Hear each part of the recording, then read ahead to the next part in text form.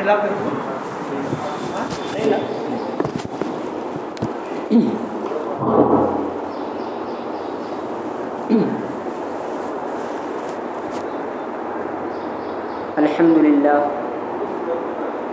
للہ وکفا وسلام علی عباده الذین اصطفى اما بعد فقد قال اللہ تبارک وتعالی فی کلامہ المجید اعوذ باللہ من الشیطان الرجیم بسم اللہ الرحمن الرحیم انا اعطیناک الکوثر فصل لربک وانحر ان شانئک هو الابتر وقال في موضع آخر وَلِكُلِّ أُمَّةٍ جَعَلْنَا مَنْسَكًا لِيَذْكُرُوا اسْمَ اللَّهِ عَلَى مَا رَزَقَهُمْ مِنْ بَهِيمَةِ الْأَنْعَامِ صدق الله العظيم رب اشرح لي صدري ويسر لي أمري واحلل عقدة من لساني يفقهوا قولي محترم اور معزز حاضرین کرام، آج ذو الحجہ کی 7ویں تاریخ ہے، اور جیسا کہ میں نے گزشتہ ہفتے میں بتلایا تھا کہ یہ مہینہ ذی الحجہ کا مہینہ، اس میں کچھ عبادتیں خاص ہیں جو دوسرے مہینوں میں ادا نہیں کی جا سکتی، جو دوسرے مہینوں میں انجام نہیں دی جا سکتی۔ ان میں ایک عبادت تھی حج۔ تو الحمدللہ آج چونکہ سعودی عرب میں 8ویں ذی الحجہ ہے، یہاں 7ویں ذی الحجہ ہے لیکن سعودی عرب میں 8ویں ذی الحجہ ہے، تو الحمدللہ حج کے جو مخصوص ارکان ہیں جو 5 دنوں کے اندر انجام دیے جاتے ہیں، وہ ارکان الحمدللہ شروع ہو چکے ہیں۔ اور دوسری جو خاص عبادت تھی ذی الحجہ کے مہینے کی، وہ تھی قربانی۔ تو کچھ دنوں کے بعد وہ ایام بھی آنے والے ہیں کہ جن ایام میں ہم قربانی والے عمل کو انجام دیں گے۔ وہ ایام کون سے ہیں؟ وہ ہے 10، 11 اور 12 ذی الحجہ، یعنی تقریباً 3 دن کے بعد قربانی کے ایام آنے والے ہیں۔ تو آج کے مجلس میں اور آج کے اس جو بات ہونے والی ہے وہ قربانی ہی کی فضیلت کے عنوان پر اور قربانی کے متعلق کچھ اعتراضات کے جوابات اس عنوان پر بات ہوگی۔ تو سب سے پہلے سمجھتے ہیں کہ قربانی کی فضیلت کیا ہے۔ تو دیکھیے، اللہ کے نبی صلی اللہ علیہ وسلم نے ارشاد فرمایا، جس کا مفہوم اور خلاصہ یہ ہے کہ قربانی کے ایام میں اللہ تبارک و تعالیٰ کو قربانی سے زیادہ کوئی بھی عمل محبوب نہیں ہے۔ کیا مطلب؟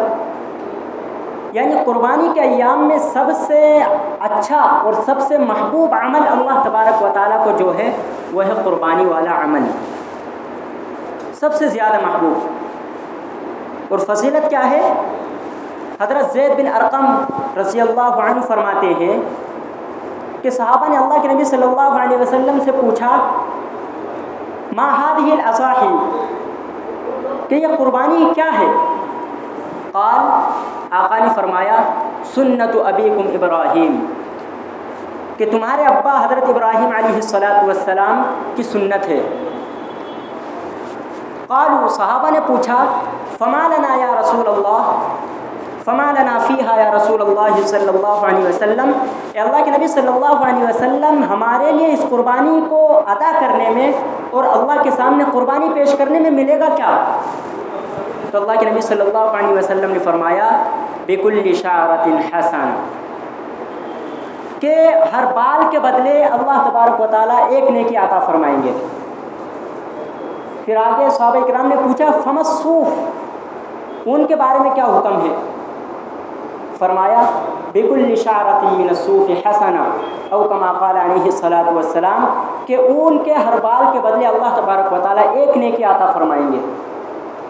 تو اب آپ غور کریں کہ جس جانور کو ہم قربان کرتے ہیں، جس کو اللہ تبارک و تعالیٰ کی رضا کے لیے ہم قربانی جس کی دیتے ہیں، اس کے بدن پر کتنے بال ہوتے ہوں گے؟ تو جتنے بال قربانی کے جانور کے بدن پر ہوں گے تو اللہ تبارک و تعالیٰ اتنی ہی نیکیاں عطا فرمائیں گے۔ اسی لیے اس بڑے ثواب کو اور اس عظیم ثواب کو، اتنے بڑے ثواب کو دیکھتے ہوئے جس پر قربانی واجب نہیں ہے، اگر وہ بھی قربانی ادا کر لے، وہ بھی قربانی کر لے، تو یہ اس کے لیے بڑی اچھی اور سعادت مندی کی بات ہے۔ جس پر قربانی واجب ہے اس کو تو قربانی ادا کرنی ہی ہے، وہ اگر نہیں کرے گا تو اس کو گناہ ملے گا، چونکہ قربانی کرنا یہ واجب اور ضروری ہے۔ تو جس پر قربانی واجب ہے اگر وہ قربانی نہیں کرتا ہے تو اس کو گناہ ملے گا، لیکن جس پر قربانی واجب نہیں ہے اگر وہ قربانی نہیں کریں گے تو ان کو گناہ نہیں ملے گا، لیکن پھر بھی اگر وہ قربانی کر لیتے ہیں تو یہ بڑی سعادت مندی کی بات ہے، بڑی اچھی بات ہے۔ کیوں؟ کیونکہ قربانی والا عمل جو صرف 3 دن میں ادا کیا جا سکتا ہے، اس کے بعد یہ 3 دن چلے گئے تو اس کے بعد ہم قربانی نہیں کر سکتے۔ تو اللہ تبارک و تعالیٰ نے اگر ہم کو یہ دن دیے ہیں اور ہم پر قربانی اگرچہ واجب نہیں ہے لیکن ہم قربانی کر سکتے ہیں، اتنا مال ہمارے پاس موجود ہے کہ ہم قربانی کر سکتے ہیں، تو ہمارے لیے سعادت مندی کی بات ہے کہ ہم قربانی کر لیں۔ اب قربانی واجب کس پر ہے؟ تو دیکھیے 5 چیزیں ہیں، 5 چیزیں، ان کی مجموع سب کو ملا کر اگر ان کی قیمت 52.5 تولہ چاندی کے برابر پہنچ جاتی ہے تو اس پر قربانی کرنا واجب ہے۔ تو 5 چیزیں کون سی ہیں؟ سب سے پہلا سونا، دوسرے نمبر پر چاندی، اور تیسرے نمبر پر ہے مال تجارت، اور چوتھے نمبر پر ہے روپیہ پیسہ نقدی، اور 5ویں چیز ہے ضرورت سے زائد سامان۔ تو ان 5 کی قیمت کو ملایا جائے، اگر کسی کے پاس ان 5 کی چیزوں کی جو قیمت ہے وہ 52.5 تولہ چاندی کے برابر اگر پہنچ رہی ہے تو اس پر قربانی کرنا واجب ہے، اگر وہ قربانی نہیں کرے گا تو اس کو گناہ ملے گا۔ اس لیے جن حضرات پر قربانی واجب ہے ان کو تو قربانی ادا کرنا ہی ہے، لیکن جن پر قربانی واجب نہیں ہے اگر وہ بھی ثواب کے حصول کے لیے، اتنے بڑے ثواب کو حاصل کرنے کے لیے قربانی کریں تو بہت اچھا ہے۔ اسی طرح جو حضرات مالدار ہیں، جو صاحب استطاعت ہے، قربانی کر سکتے ہیں، ان کو اپنی طرف سے تو کرنی ہی ہے، لیکن اگر وہ اپنے مرحومین کی طرف سے کر لیں تو یہ بھی بڑی سعادت مندی کی بات ہے۔ آج کل ہم لوگوں میں کچھ غلط فہمیاں مشہور ہیں۔ ایک تو یہ کہ جو گھر کا سربراہ ہوتا ہے، سب سے بڑا گھر کو چلانے والا ہوتا ہے، وہ یہ سمجھ لیتا ہے کہ میں اپنی طرف سے قربانی کر لوں گا، سب کی طرف سے کافی ہو جائے گی۔ ایسا نہیں ہے، بلکہ ابھی جیسا کہ میں نے بتلایا کہ 5 چیزیں، ان 5 چیزوں کی مجموعی مقدار اور پورا ملا کر اگر کسی کے پاس 52.5 تولہ چاندی کی مقدار کو اگر یہ سب قیمت پہنچ رہی ہے تو اس پر قربانی کرنا واجب ہے۔ اب اگر ہم گھر کے بڑے ہیں، ہمارا بیٹا بالغ ہے اور اس کے پاس اتنا نصاب یعنی قربانی کا نصاب اس کے پاس موجود ہے تو اب اس پر بھی قربانی کرنا واجب ہے۔ عموماً گھروں میں والد صاحب ہوتے ہیں اور 2-3 بیٹے ہوتے ہیں، بیٹوں پر بھی قربانی اگر واجب ہے تو بیٹوں کو بھی قربانی ادا کرنا ضروری ہے۔ ہر کسی پر اپنی قربانی کرنا ضروری ہے۔ اگر والد صاحب پر واجب ہے تو والد صاحب کو اپنی قربانی کرنا ہے، بیٹے پر اگر واجب ہے تو بیٹے کو بھی اپنی قربانی کرنا ہے۔ اور یاد رکھیں، ہم سوچتے ہیں کہ صرف مردوں پر ہی قربانی واجب ہے، نہیں، ایسا نہیں ہے، بلکہ کبھی ایسا ہوتا ہے کہ کیونکہ عورتوں کے پاس عموماً سونا اور چاندی بکثرت ہوتا ہے، عموماً ان کے پاس ہوتا ہے، تو کبھی ایسا ہوتا ہے کہ آدمی کے پاس اتنا مال نہیں ہوتا کہ اس پر قربانی واجب ہو، لیکن چونکہ گھر کی خواتین کے پاس زیور ہوتے ہیں، سونا اور چاندی ہوتے ہیں، تو اس کی وجہ سے ان پر قربانی واجب ہو جاتی ہے۔ تو ان کو سمجھائیں کہ بھائی اگر تمہارے پاس 52.5 تولہ چاندی ہے یا کچھ روپیہ پیسہ ہے، کچھ سونا ہے، اور اسی طرح 5 چیزوں میں سے سب چیزوں کی قیمت کو ملا کر اگر 52.5 تولہ چاندی کے برابر پہنچ رہی ہے قیمت، تو گھر کی خواتین پر بھی قربانی کرنا واجب ہے۔ تو گھر میں صرف ایک قربانی کر لیے اور کافی ہو گیا، ایسا نہیں ہے، بلکہ گھر میں جتنے بھی صاحب نصاب ہیں، جتنے لوگوں پر بھی قربانی واجب ہے، سب کو قربانی ادا کرنا ضروری ہے۔ اگر قربانی نہیں کریں گے تو گناہ ملے گا۔ کچھ لوگ کہتے ہیں کہ بھائی قربانی نہ کرتے ہوئے اگر جتنا روپیہ پیسہ قربانی میں لگنے والا ہے اس کو اگر صدقہ کر دیا جائے تو یہ اچھا ہے۔ یہ بالکل غلط ہے۔ جس طرح آدمی اگر رمضان المبارک کا مہینہ ہو اور آدمی یہ سوچ لے کہ بھائی روزہ میں نہیں رکھوں گا بلکہ روزے کے بجائے 2 رکعت زیادہ نماز پڑھ دوں گا، تو یہ نہیں چلتا۔ بالکل اسی طرح اگر کوئی یہ سوچے کہ قربانی نہ کرتے ہوئے میں قربانی کا جو مال ہے، قربانی میں جتنے پیسے لگنے والے ہیں ان کو غریبوں پر صدقہ کر دوں گا، تو یہ اس کو گناہ ملے گا قربانی چھوڑنے کا، کیونکہ اللہ تبارک و تعالیٰ نے جو کرنے کو کہا ہے ہم کو اسی کو کرنا ہے۔ ہاں اگر آپ کو صدقہ خیرات کرنی ہے، آپ کو غریبوں پر رحم ہے، اور ظاہر سی بات ہے غریبوں کی مدد کرنی چاہیے، ان کا خیال رکھنا چاہیے، اس کا یہ مطلب نہیں کہ ہم قربانی چھوڑ کر غریبوں کی مدد کریں، نہیں، ہم قربانی بھی کریں اور غریبوں کی مدد بھی کریں۔ کیا ہمارے پاس صرف قربانی ہی کی رقم ہے غریبوں کو دینے کے واسطے؟ کیا ہمارے پاس کوئی دوسری رقم نہیں ہے؟ ارے بھائی اگر غریبوں کی مدد کرنا ہے تو دوسرے مال سے کریں۔ قربانی اگر واجب ہے تو قربانی ہر حال میں کرنی پڑے گی۔ قربانی کے بجائے اگر کوئی صدقہ دے دیتا ہے، غریبوں کی مدد کر دیتا ہے، تو اس کی قربانی ادا نہیں ہوگی، اور کل قیامت کے دن اس سے پوچھ ہوگی کہ بھائی تم پر قربانی واجب تھی، تم نے قربانی کیوں نہیں کی تھی؟ تو جس طرح روزے کے بجائے ہم نماز نہیں پڑھ سکتے، بالکل اسی طرح ہم قربانی کے بجائے صدقہ اور خیرات نہیں کر سکتے۔ اب دیکھیے کچھ لوگوں کا اعتراض ہوتا ہے کہ بھائی قربانی یہ تو ایک سختی ہے جانوروں پر کہ مسلمانوں کو رحم نہیں آتا، لیکن سمجھنے کی ضرورت ہے کہ قربانی کے جانور کو جو ذبح کیا جاتا ہے تو ذبح کرنا یہ بہت آسان ہے اس کی موت سے، یعنی اگر جانور اپنی فطری موت مرتا ہے تو اس کو زیادہ تکلیف ہوتی ہے، اور اگر اس کو ذبح کیا جاتا ہے تو اس میں تکلیف کم ہوتی ہے، یاد رکھیے۔ اچھا آپ غور کریں کہ وہ شریعت مطہرہ جس نے ہم کو جانوروں کے اتنے حقوق بتلائے ہیں کہ جس کا کوئی پوچھنا نہیں، وہ شریعت جانوروں پر ظلم کرنے کو کہہ سکتی ہے؟ ہرگز نہیں۔ قربانی کرنا ہے بلکہ جانوروں پر ہمدردی ہے، اور جانوروں پر کیا ہے؟ رحم ہے۔ کیوں؟ دیکھیے تمثیل سے تفہیم میں تسہیل ہوتی ہے۔ مثال دے کر اگر بات کو سمجھایا جائے تو سمجھنے اور سمجھانے میں آسانی ہوتی ہے۔ میں مثال دے کر آپ کو سمجھاتا ہوں۔ انسان ہے، اب انسان جوان کب تک رہتا؟ زیادہ 50-60 سال۔ ایک وقت آتا ہے کہ اس کو بڑھاپا آ جاتا ہے، اور بڑھاپے میں جو دشواریاں اور مشکلات پیش آتی ہیں وہ بوڑھے حضرات ہی سے ہم معلوم کر سکتے ہیں، ہم کو اس کا احساس نہیں ہوتا۔ بڑھاپے کے وقت میں جو بزرگ ہو جاتے ہیں اور بڑی عمر کے ہو جاتے ہیں ان کو عموماً بہت سی تکلیفوں کا سامنا کرنا پڑتا ہے اور وہ بے چین ہو جاتے ہیں۔ بہت سے حضرات تو دعا کرنے لگتے ہیں کہ یا اللہ ہمیں اٹھا لے۔ ایسا نہیں کرنا چاہیے، عافیت کی دعا مانگنا چاہیے، اللہم انی اسألک العفو والعافیہ فی الدنیا والآخرہ۔ موت کی تمنا نہیں کرنی چاہیے۔ خیر، تو کچھ حضرات تکلیفوں سے مجبور ہو کر اور پریشان ہو کر موت کی تمنا کرنے لگتے ہیں۔ کیوں؟ کیونکہ بڑھاپے کی وجہ سے ان کو کیا ہوتا ہے، وہ نہیں چاہتے کہ بھائی اس طرح میں زندگی گزاروں۔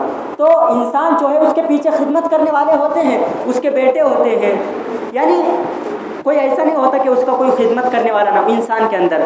تو انسان کے خدمت کرنے والے ہوتے ہیں، اس کے باوجود بھی انسان کو تکلیف ہوتی ہے بڑھاپے کی وجہ سے۔ تو اگر ہم جانور کو زندہ چھوڑ دیں اور جانوروں کو یوں ہی رہنے دیں، اور اگر وہ بڑھاپے کی عمر کو پہنچ جائے تو ان کی خدمت کرنے والا کون ہے؟ ان کے بیٹے ہیں جو خدمت کریں گے۔ تو اگر جانور بڑھاپے کی عمر کو پہنچ جاتے ہیں تو ان کو کوئی پوچھنے والا نہیں ہوگا۔ تو اسی لیے ان کے حق میں یہی بہتر ہے کہ ان کی زیادہ عمر ہونے سے پہلے کیا کر لیا جائے، ان کو قربان کر دیا جائے اور ان کی قربانی کر لی جائے۔ تو اصل میں ہم نہ سنتے ہیں نہ پڑھتے ہیں۔ اگر ہم پڑھیں تو ہم کو معلوم ہوگا کہ شریعت مطہرہ نے جانوروں کے کتنے حقوق بتلائے ہیں۔ ایک کتاب ہے جس کا نام ہے ارشاد الحائم فی حقوق البہائم، اس کے اندر تقریباً 40 احادیث جمع کی گئی ہے جو سب کی سب اس بات پر دلالت کرتی ہیں اور اس بات کو بتلاتی ہیں کہ شریعت نے جانوروں کے کتنے حقوق بتلائے ہیں۔ یہاں تک کہا گیا ہے کہ جب کسی جانور کو ذبح کیا جائے تو دوسرے جانور کو دکھایا نہ جائے۔ ایک جانور کو ذبح کیا جا رہا ہے تو دوسرے جانور کو دکھایا نہ جائے، اس سے اس کو تکلیف ہوگی، اس لیے کیا کیا جائے، پردے کی آڑ میں یا دوسرے جانور کو دوسری طرف رکھ کر قربانی کی جائے۔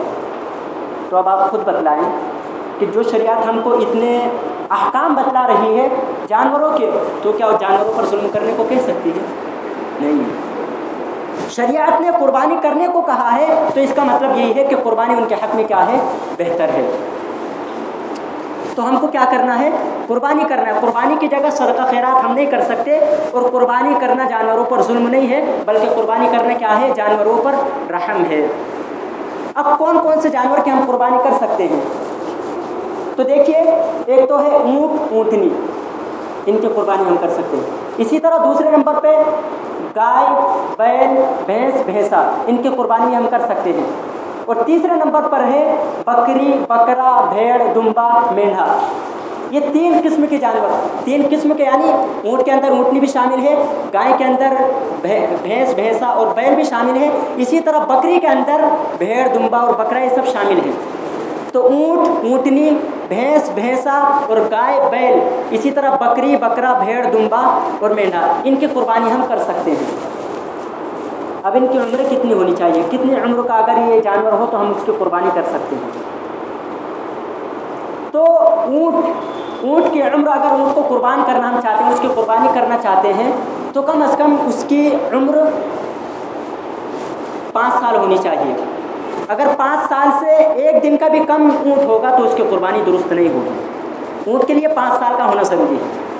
اس کے بعد گائے، بیل، بھینس، بھینسا، ان کو اگر ہم قربانی میں دینا چاہتے ہیں، ان کی قربانی اگر کرنا چاہتے ہیں، تو ان کی عمر کم از کم 2 سال ہونی چاہیے۔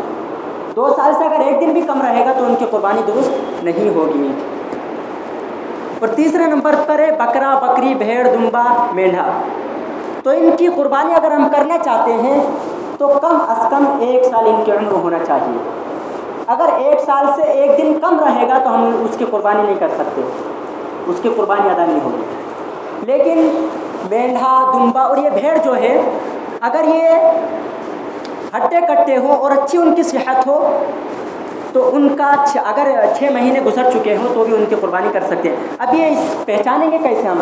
تو اس کی علامت یہ ہے کہ بھائی 6 مہینے کا کوئی دمبا ہے، اس کو سال بھر کے دمبوں میں چھوڑ دیا جائے، تو اگر ان میں کچھ فرق نظر نہ آئے، بالکل ایسا لگے کہ بھائی یہ بھی 1 سال کا ہے، تو اس کی قربانی کر سکتے ہیں۔ لیکن یہ صرف بھیڑ، دمبے اور مینڈھے میں ہے، یعنی بکری اور بکرے میں یہ بات نہیں ہے۔ بکری اور بکرا پورے 1 سال کا ہونا ضروری ہے۔ بھیڑ، دمبا اور مینڈھا یہ اگر آدھے سال کے ہوں، یعنی 6 مہینے کے ہوں اور دیکھنے بھالنے میں سال بھر کے معلوم ہوتے ہوں، تو ان کی قربانی بھی ہم کر سکتے ہیں۔ اب جو چھوٹے جانور ہیں، بکری، بکرا، بھیڑ، دمبا، مینڈھا، ان میں صرف 1 آدمی کی طرف سے قربانی ہو سکتی ہے، صرف 1 آدمی کی طرف سے۔ اور اس کے علاوہ جو بڑے جانور ہیں، گائے، بیل، بھینس، بھینسا اور اسی طرح اونٹ، اونٹنی، ان کے اندر 7 آدمی شریک ہو سکتے ہیں، یعنی ایک جانور کے اندر 7 لوگ حصہ لے سکتے ہیں اور 7 لوگوں کی قربانی ہو جائے گی۔ اسی طرح جو بڑے جانور ہیں ان کے اندر اگر کوئی عقیقے کا حصہ لیتا ہے تو یہ بھی درست ہے، عقیقے کا حصہ لینا جائز اور درست ہے، سب کی قربانی درست ہو جائے گی۔ لیکن یہ یاد رکھیں کہ ایک حصے کے اندر قربانی بھی ہو اور عقیقہ بھی ہو، یہ درست نہیں ہے، بلکہ اگر ہم کو قربانی بھی کرنا ہے اور عقیقہ بھی کرنا ہے تو 2 حصے ہم لیں، ایک قربانی کا اور ایک عقیقے کا۔ اسی طرح ولیمے کا بھی ہم حصہ قربانی کے بڑے جانور کے اندر لے سکتے ہیں۔ تو خلاصہ لیکن یہ بات بھی یاد رکھیں کہ جو لوگ مشترکہ طور پر، یعنی ایک جانور کے اندر 7 حصہ لیتے ہیں بڑے جانور کے اندر، ان میں یہ بات اچھی طرح سمجھ لینی چاہیے کہ سب لوگوں کی نیت ان 3 چیزوں میں سے کسی ایک چیز کی ہو۔ پہلا تو قربانی کی نیت ہو، دوسرا عقیقے کی نیت ہو، تیسرا ولیمے کی نیت ہو۔ اگر یہ تینوں نیتوں میں سے کوئی نیت نہیں ہے اور اگر وہ محض گوشت کھانے کے لیے قربانی میں اگر کوئی حصہ لیتا ہے تو پورے 7 آدمیوں کی قربانی نہیں ہوگی۔ اس لیے جو لوگ مشترکہ قربانی کرتے ہیں، ایک جانور کے اندر 7 لوگ حصہ لیتے ہیں، تو 7 کو بتلا دینا چاہیے کہ بھائی تم قربانی کر رہے ہو تو ان 3 نیتوں میں سے کوئی ایک نیت کا ہونا ضروری ہے۔ اگر کوئی محض گوشت کھانے کی نیت سے قربانی کرتا ہے تو سب کی قربانی درست نہیں ہوگی، کسی کی بھی قربانی ادا نہیں ہوگی۔ تو اس لیے قربانی کے ایام قریب ہیں، ہم قربانی کے مسائل کو جان کر سمجھ کر قربانی ادا کریں۔